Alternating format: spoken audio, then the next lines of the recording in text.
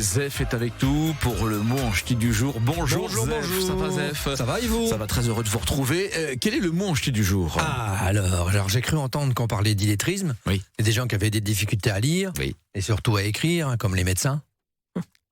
Ah oui, mais Non, ils savent pas écrire, c'est les autres qui savent pas les lire. C'est ça. C'est surtout ça. Alors je suis allé chercher des expressions utilisées au sujet des écoliers en ch'ti. Alors je vous préviens, elles ne datent pas d'hier, hein, je vous le dis, parce que déjà moi à l'époque où j'y allais, et c'était en noir et blanc, on n'avait pas le droit de parler ch'ti. Alors vous avez deux expressions. Une pour les enfants sages à l'école, et une autre pour ceux qui piquent rien à l'école.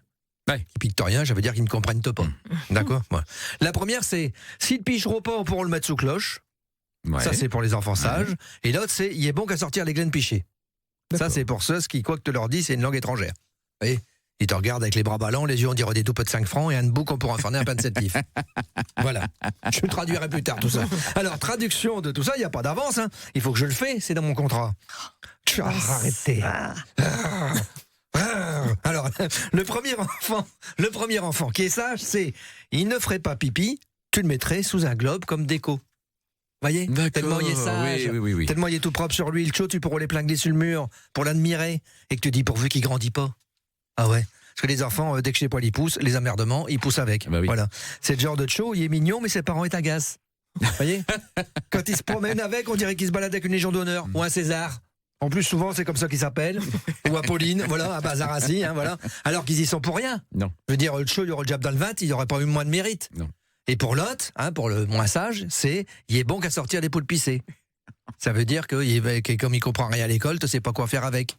Voyez, comme si rien comprendre à l'école, ça signifie qu'on est bête. Alors que chez le maître ou la maîtresse, qu'est-ce qui s'applique pas bien des fois? Allez savoir. Et, ouais.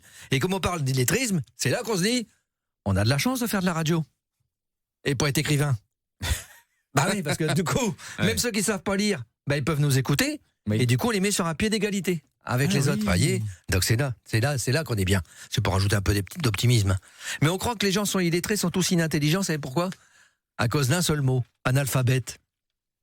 Parce que ça finit par bête. Ah, bah oui. Vous voyez. Donc voilà, on les prend pour des pas intelligents, alors que c'est pas vrai. Parce qu'il y a une autre expression qui dit, s'il suffisait d'avoir de le barbe pour être instruit, touchez-vous qui se remettent d'école. Vous voyez. Et alors, comme m'a soufflé Thomas, je cite mes sources, il y a pire que pas savoir lire le français, c'est pas savoir lire le ch'ti, et dans ces cas-là, on appelle ça l'illettrisme. Ah, c'est joli, bravo Thomas. Vous êtes... bravo, félicitations, l'illettrisme. Comment vous avez dit? L'illettrisme. Ah, bah, c'est ça. Merci beaucoup, Zef. On vous retrouve tout à l'heure à 11h. Le ch'ti qui gagne, c'est le jeu de 11h sur votre radio ici Nord.